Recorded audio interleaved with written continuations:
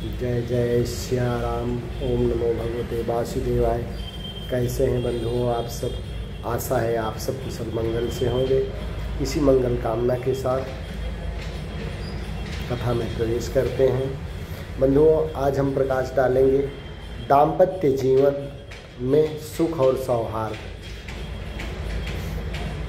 वैवाहिक जीवन में सुख और सौहार्द, इस विषय पर चर्चा करेंगे बंधुओं, नैतिक शिक्षा का पालन घर के व्यवहार को मधुर बनाता है। यह सब श्री राम जी के चरित्र के द्वारा सिखाया जा रहा है। घर में पति पत्नी के संबंध ठीक रहेंगे तो वहाँ बालक भी ठीक रहेंगे, मन भी शुद्ध रहेगा। यदि पति पत्नी में द्वेष रहा तो घर नरक बन जाएगा।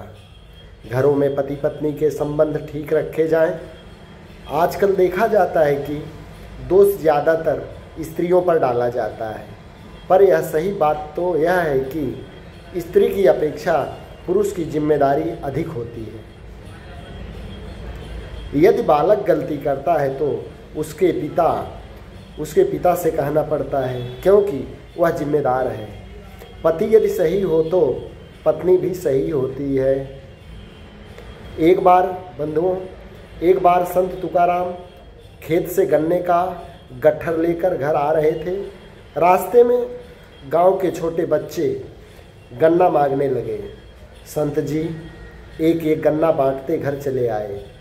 केवल एक गन्ना बचा था, उसे ही घर ले आए। पत्नी उनकी जरा तेज मिजाज वाली थी, बात बात पर तुकाराम पर नाराज होती थी। उसने देखा कि पति एक गन्ना लिए चले आ रहे हैं तो गरज कर पूछा कि बाकी गन्ने कहाँ गए। संत ने कहा, रास्ते में बच्चों को बांट दिए। पत्नी ने आव देखा न ताव और संत जी के हाथ से वह गन्ना छीन लिया और छीन कर क्या किया बंधुओं, उनकी पीठ पर दे मारा। गन्ने के 2 टुकड़े हो गए। संत जी ने प्रसन्नता से कहा, बंधुओं कि ईश्वर तेरी लीला भी अपार है।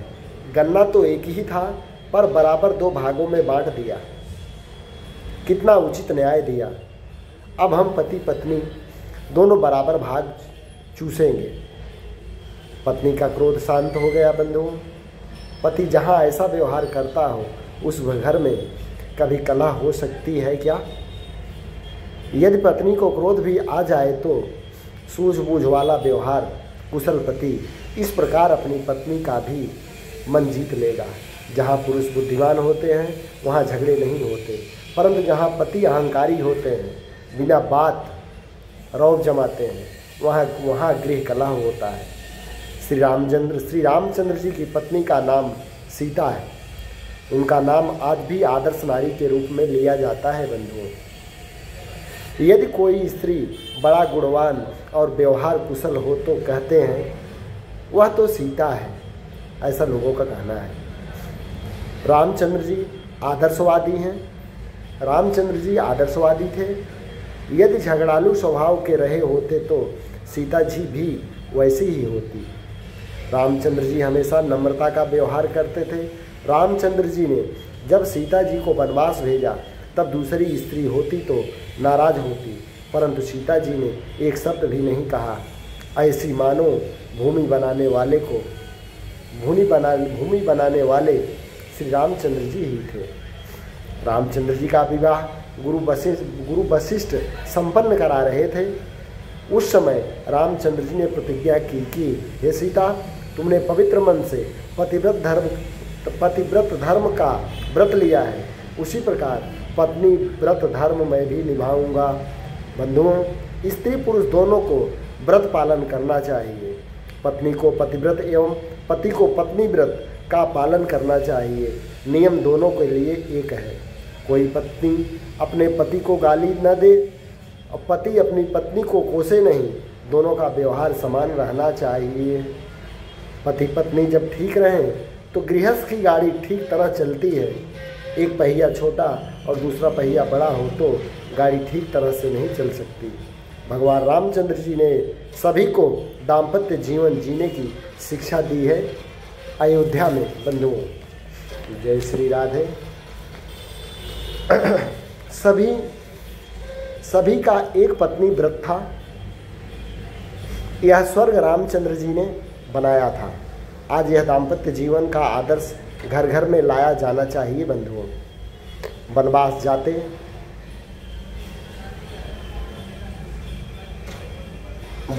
जाते समय श्री रामचंद्र जी ने सीता जी से कहा कि तुम यहीं रहो, किंतु जब देखा कि इससे सीता जी को संतोष नहीं हुआ है तो कहा तुम्हारा मन नहीं मानता तो चलो।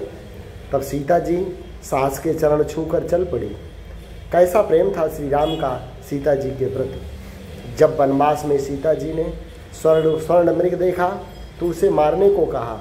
श्री रामचंद्र जी चले गए हिरण को मारने। उसी समय रावण सीता जी को हर ले गया। श्री रामचंद्र जी को वापस आने पर कुटिया में सीता जी न मिली तो कितने दुखी हुए बंधुओं।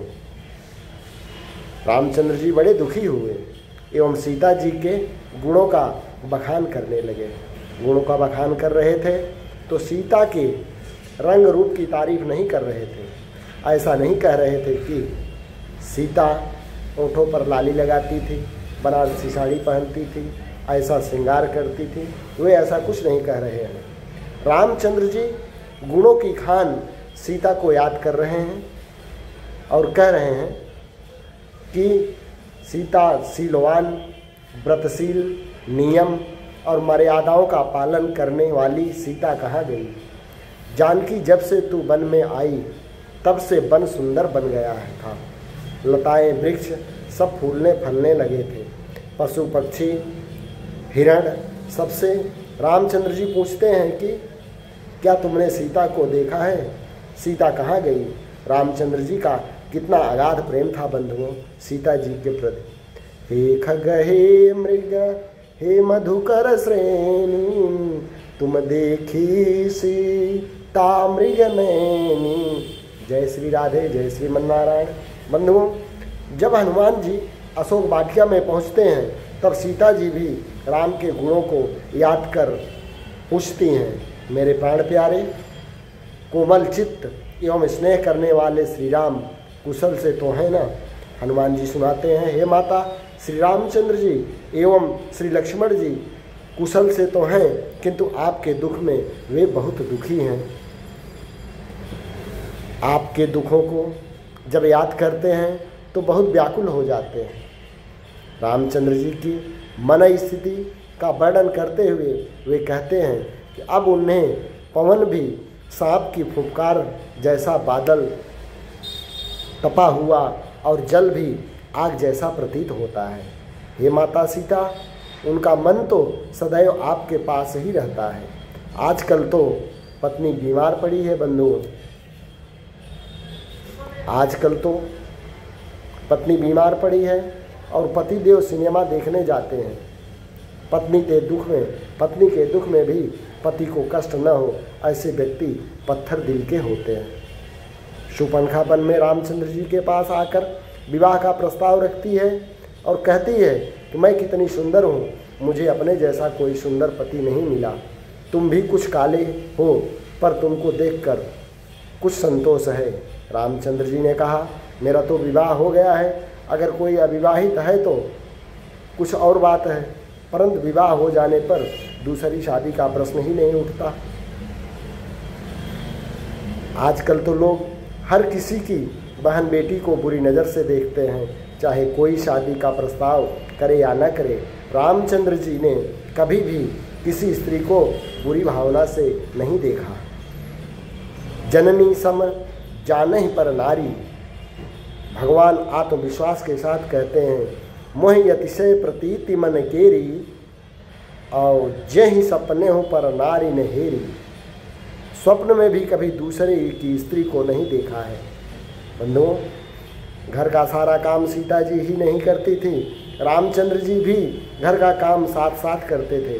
रामचंद्र जी कहते हैं, यहाँ तुम्हारे लिए जेवर कहाँ से लाएं, तेरी लीन की साड़ी भी नहीं है, लो तुम्हारे लिए जेवर बनवा लाए।